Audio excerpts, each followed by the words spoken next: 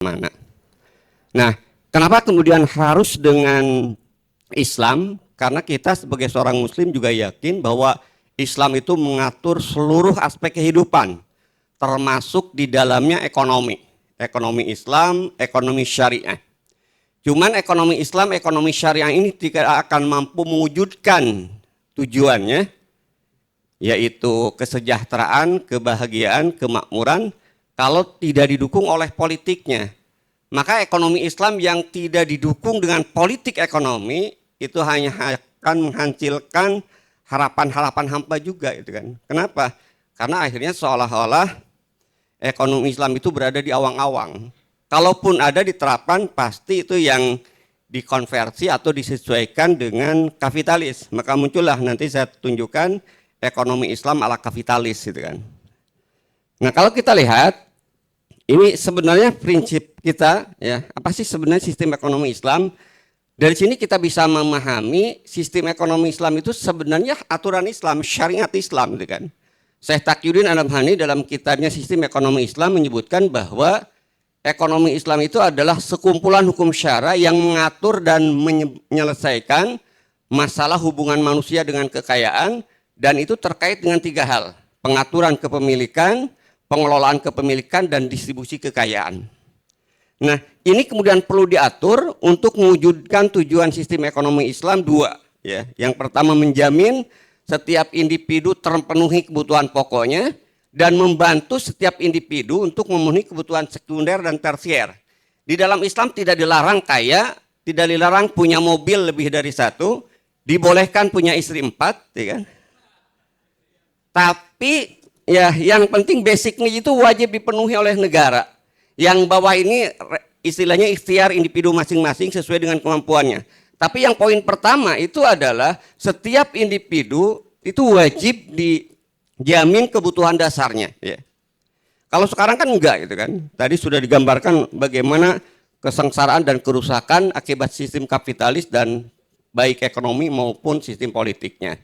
Nah, kalau kita bicara tentang sistem ekonomi Islam tadi dengan kepemilikan dibagi 3, ada milik individu, milik umum, dan milik negara.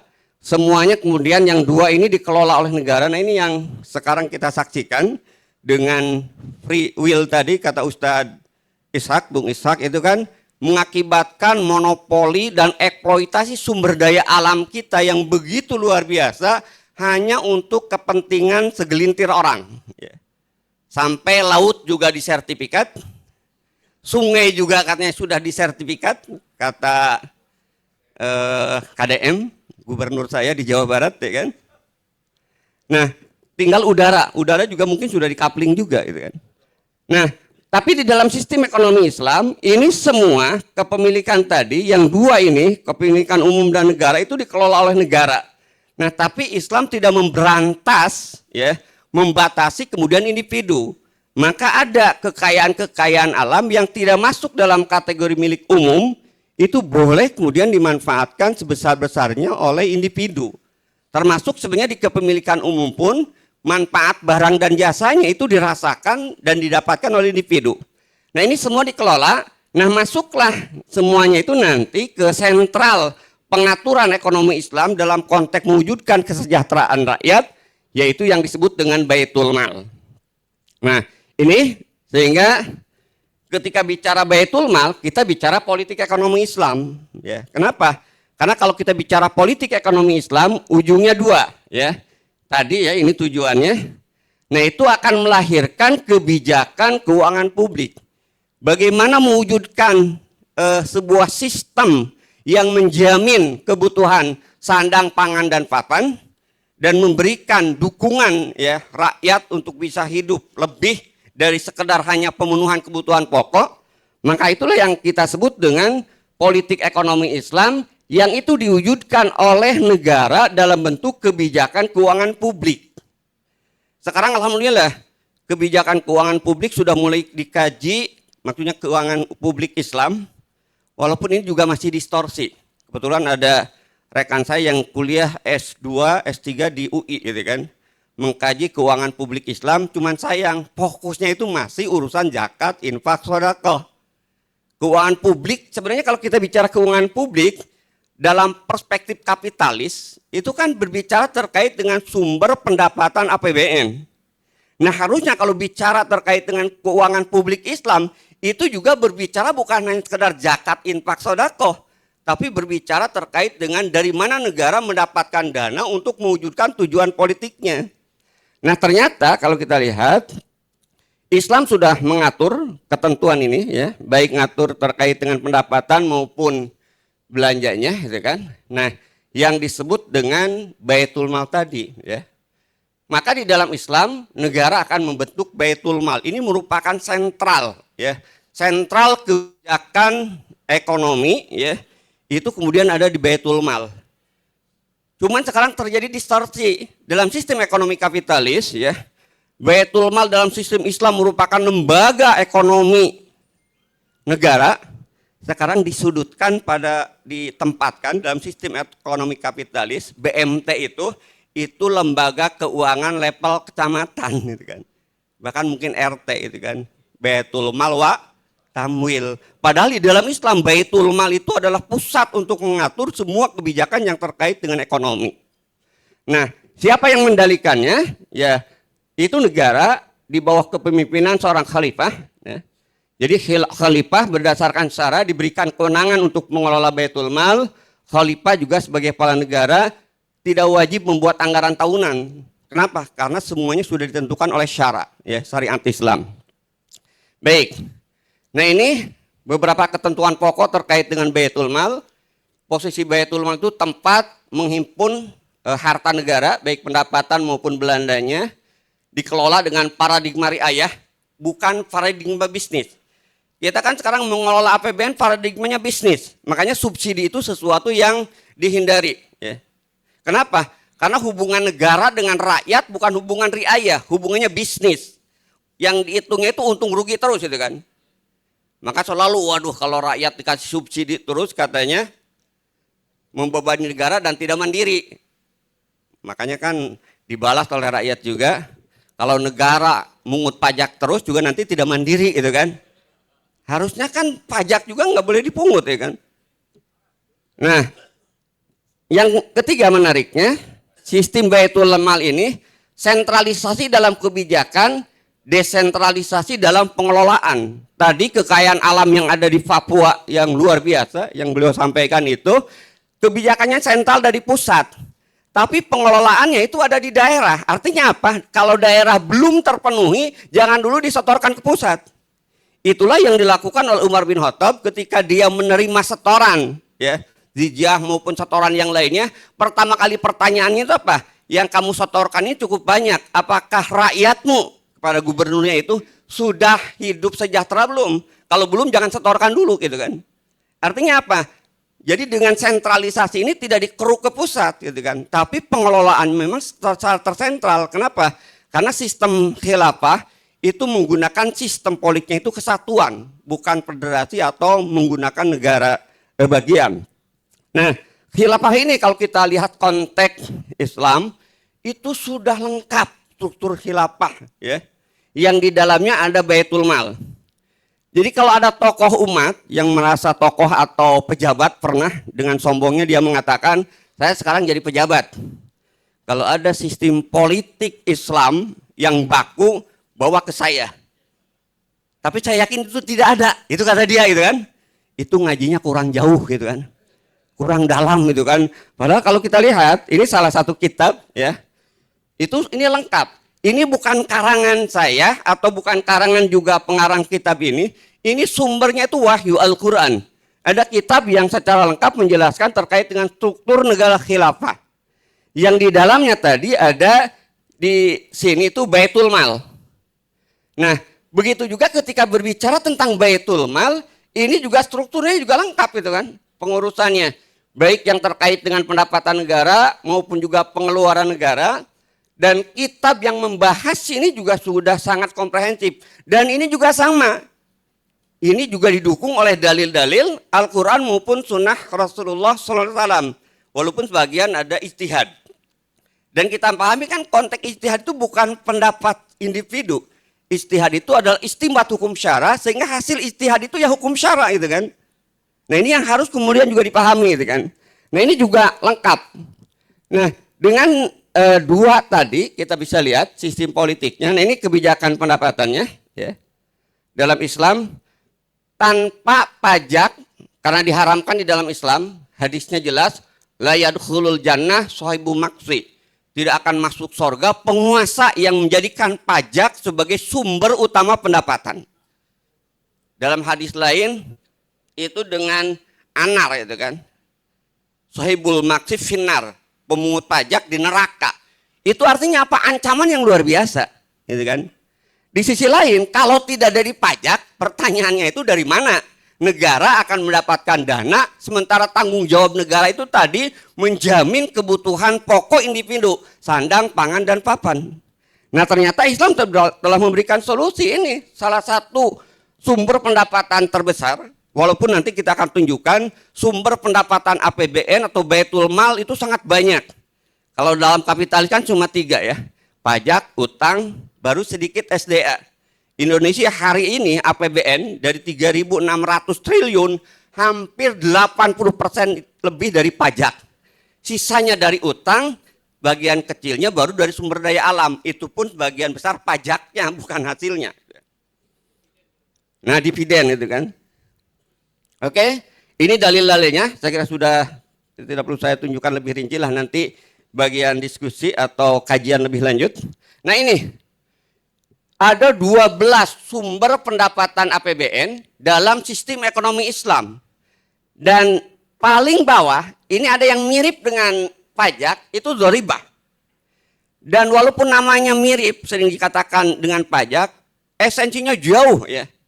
Karena dzaribah itu adalah pungutan yang diambil oleh negara ketika Baitul Mal dalam keadaan kosong, dan kebutuhannya itu bukan untuk kebutuhan pendanaan alternatif, tapi kebutuhan yang tidak bisa dihindarkan. Enggak boleh dalam Islam membangun ya kereta api cepat, ya infrastruktur yang itu bukan prioritas, tidak penting, itu kan, itu diambil dari pajak, apalagi dari utang. Sekarang sudah dari utang, sekarang juga berdarah-darah. Tapi beliau yang sering memanfaatkan juga itu kan. Dan nggak apa-apa gitu kan kalau memanfaatkan kan. Kita memanfaatkan teknologinya. Nah di dalam Islam itu tidak ada gitu kan. Tidak ada pajak itu sebagai sumber pendapatan utama, hanya bagian terakhir gitu kan. Dan itu pun pajak hanya dipungut pertama dari orang kaya dan yang kedua dari orang muslim. Tidak boleh orang kafir dipungut pajak. Tidak boleh kemudian orang miskin dipungut pajak. Kalau sekarang kan semua tidak ada yang tidak kena pajak. Bahkan justru pajak itu sekarang diambilnya kebanyakan dari orang miskin. Baik, nah ini contoh aja supaya saya tidak dianggap ngecap atau hoax gitu kan. Teman saya itu pernah membuat simulasi kalau APBN Indonesia menggunakan prinsip syariah dari satu sumber aja, yaitu sektor kepemilikan umum, ini dengan disesuaikan dengan harga dolar hari ini, dinar dan dolar hari ini, itu didapatkan ya penerimaan dari satu sektor pemilikan umum tadi tanpa pajak, tanpa utang itu didapatkan 4.117 triliun. APBN Indonesia hari ini belanjanya 3.600 triliun. Kalau menggunakan prinsip syariah bukan saja tanpa utang dan tanpa pajak juga surplus. Maka terbayang kalau begini ya, kesejahteraan itu akan dirasakan. Dan yang kita wujudkan kan bukan hanya kesejahteraan, ya, secara materi. Yang kita inginkan Indonesia emas itu berkat dan berkah. Berkatnya itu adalah materinya terpenuhi, berkahnya itu adalah itu didasarkan atas keridhaan Allah. Sekarang kalau bicara, oh ada juga Pak, kan negara yang tidak menggunakan sistem Islam makmur, ada yang sebagian kecil, tapi hanya berkatnya aja, berkahnya nggak ada. Kenapa? Ya karena tadi pendapatannya itu tidak sesuai dengan apa yang diperintahkan oleh Allah. Nah, ini bukti juga supaya juga ini tidak ngarang juga. Ini data terbaru. Ini contoh ya. Ini seorang ekonom, Pak siapa ya ini? Lupa saya ini. Yang kritikus apa Antoni ya, Antoni Budiawan.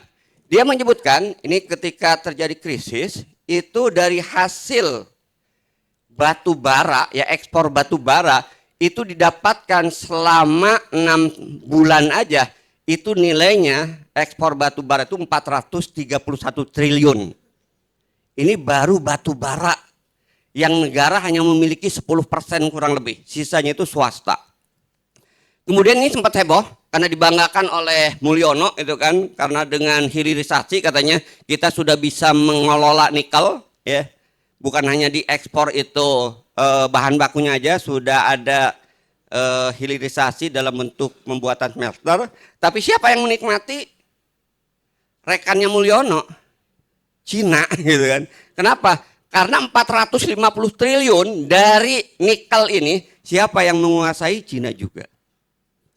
Ini baru yang muncul, belum kalau kita bicara BBM aja ya, bahan bakar minyak lah. Kemarin kan heboh kan, korupsi yang terbesar salah satunya itu adalah dari Pertamina. Sebenarnya bukan korupsi, penipuan terhadap rakyat ya kan. Pertamina Pertamax ala Pertalit. Ini dari selisih keuntungannya aja, itu kan tiap tahun 197 triliun. Karena 5 tahun itu mendekati 1000 triliun. Ini baru selisih harga aja. Harga Pertalit dengan harga Pertamax. Maka kalau kita total pendapatannya berarti lebih besar dari itu. Makanya sangat logis. Kalau sumber daya alam itu kemudian dikuasai oleh negara dengan konsep kepemilikan di dalam Islam, Indonesia itu akan makmur. Ya. Makanya tokoh tadi ketika dia masih berada di luar, sebelum menikmati kekuasaan, dia katakan kalau tambang ini dikelola secara benar, maka setiap rakyat tiap bulannya dapat jatah 20 juta. Itu tokoh itu ngomong ketika belum jadi pejabat. Ketika sudah jadi pejabat lupa gitu kan. Bicaranya lain lagi. Nah, ini potensi perkebunan juga bisa kita lihat ya. Nah, pertanyaannya adalah bagaimana implementasi sistem dan politik ekonomi Islam ini? Apakah bisa diwujudkan saat ini? Sulit, karena syaratnya itu adalah hanya bisa diwujudkan sistem dan politik ekonomi Islam itu di negara yang menerapkan syariat Islam secara kafah. Inilah ujung-ujungnya kita membutuhkan sebuah negara yang disebut dengan khilafah Islamiyah. Nah itu yang tadi strukturnya sudah saya sebutkan ya kan. Kita lihat juga, jadi akar masalahnya kalau kita lihat, kita itu bukan Indonesia emas, pasti akan tetap ya Indonesia itu cemas walaupun 100 tahun merdeka 2045 tadi, kalau sistem yang digunakannya itu sistem kapitalis ataupun sosialis. Nah kalau kita kemudian ingin Indonesia emas tadi harus Islam. Kenapa? Karena akan masalahnya dua. Yang pertama adalah karena sistem ekonomi kapitalis ya ketika diterapkan itu merupakan bagian dari penentangan kita terhadap aturan Allah. Kita itu negara mayoritas muslim, tapi hukum yang diterapkan, ekonomi yang diterapkan, ekonomi kapitalis. Maka inilah yang disindir oleh Allah. Afatu'minuna bi badil kitab wa takfuruna biba fama jaza'u may yaf'al dzalika minkum ila khizyun fil hayati dunya wa yaumal qiyamati yuradu ila asyadil azab. Jadi ini yang pertama, akar masalahnya itu adalah karena kita menerapkan sistem yang rusak, baik ekonomi maupun politiknya. Sudah sistemnya yang rusak, pemimpinnya juga tidak amanah gitu kan. Anak bukan masalah usia sebenarnya ya, bukan masalah dia belum cukup 40 tahun. Yang sekarang menjadi wapres, yang sekarang oleh pensiunan digugat akan dilengsarkan. Tapi problemnya itu kemampuan dan prosesnya gitu kan. Tadi kan karena anaknya tidak memenuhi syarat, maka lewat paman ya kan, itu dibuatkan undang-undangnya. Nah, kalau seperti ini itu jangan bicara capable lah. Amanah itu nyaris tidak ada. Dan ini yang terjadi hari ini gitu kan. Nah, karena apa buktinya? Saya tunjukkan. Kalau kita bicara ekonomi syariah, itu kan tadi saya katakan afatu'minuna bi badil kitab wa takfuruna biba. Kalau bicara ekonomi Islam, konteksnya lembaga keuangan dan non keuangan, maksudnya tadi mulai bank, asuransi, semua kan sekarang disyariahkan. Ada bank syariah, asuransi syariah, pegadaian syariah. Bahkan ada teman saya guru juga, nanti ada juga pelacuran syariah. Kenapa? Karena paradigma itu sulit untuk diislamkan. Kenapa? Karena tadi saya sebutkan di atas. Di dalam Islam itu nggak ada bank sebenarnya itu kan, yang itu melembaga. Ya. Kenapa? Karena sentralnya itu kemudian ada di Baitul Mal.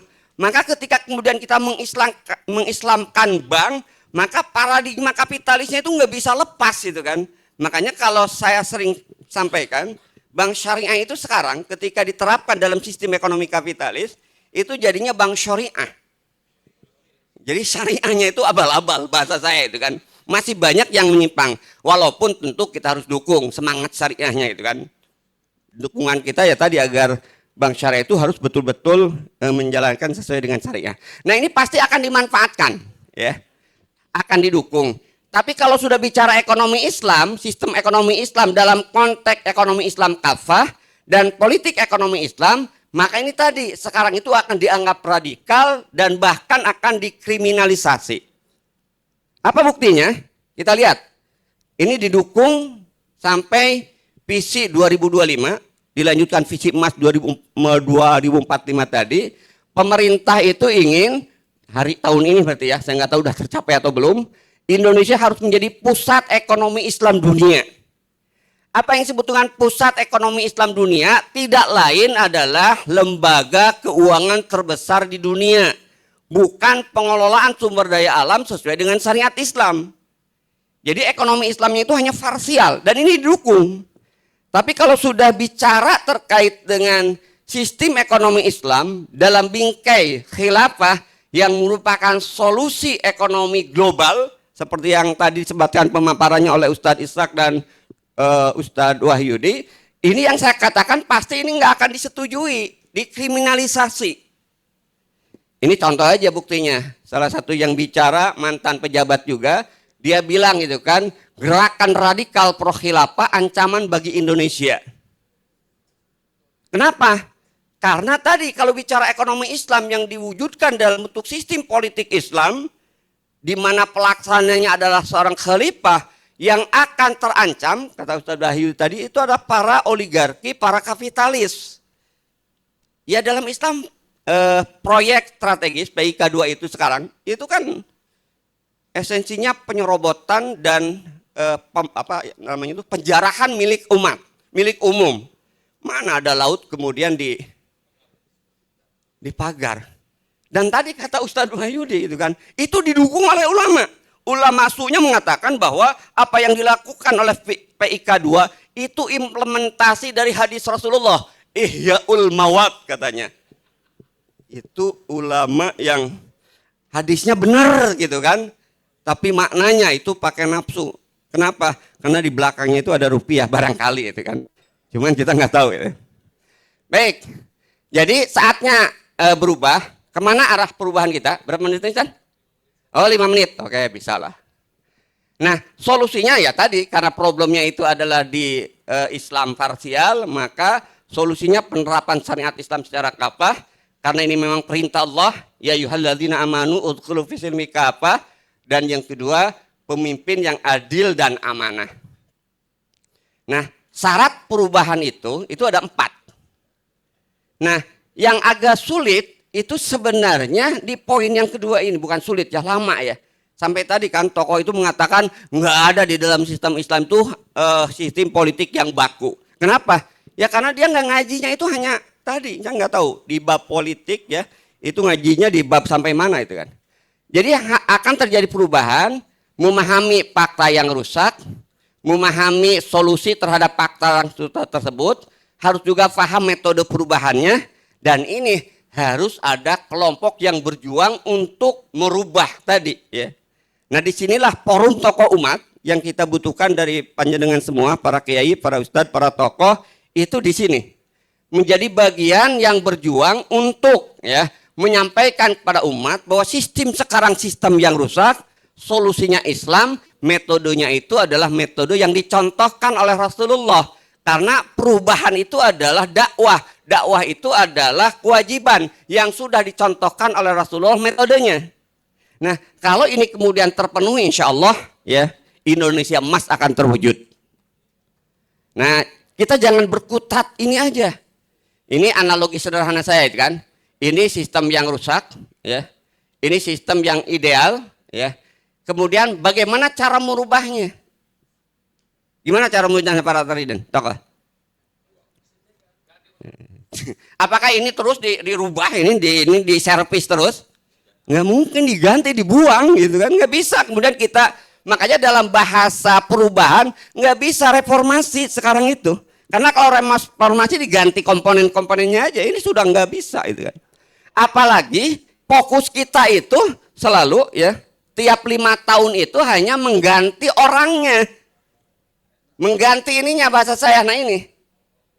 Mengganti supirnya aja gitu kan. Coba kalau ini balapan, siapa yang menang? Ini gitu kan. Nah kita itu fokus 5 tahun sekali itu nggak pernah berpikir untuk mengganti sistemnya. Kenapa? Karena kata Ustadz Wahyudi tadi, yang sering dikembangkan itu adalah NKRI harga mati, padahal NKRI mati harga gitu kan. Ini yang terjadi itu kan, yang teriak-teriak NKRI harga mati itu sekarang ternyata para koruptor gitu kan. Sekarang gitu kan, yang kabur nggak jelas kemana ya.